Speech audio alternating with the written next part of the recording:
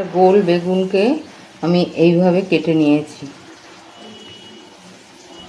এবার এটাকে আমি ভাজবো একটু অন্যরকম করে। নুন দিলাম,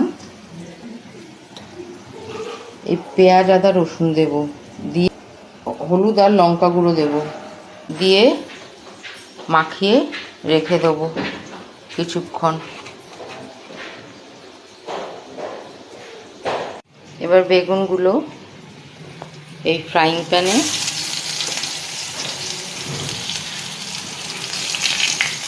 একদম তেল কম লাগবে এটাতে, যেহেতু এতক্ষণ ম্যারিনেট ছিল। ফ্রাইং প্যানে ভাজতে দিলাম।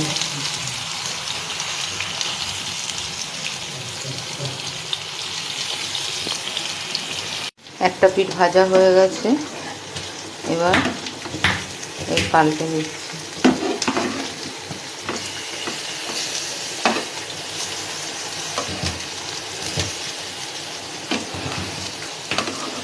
এই বেগুন ভাজা খেয়ে দেখবেন, মশলাদার বেগুন খুব ভালো লাগে খেতে।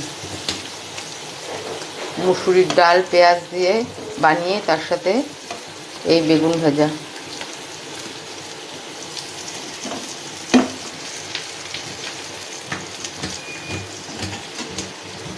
এই যে তৈরি হয়ে গেছে মশলা বেগুন ভাজা।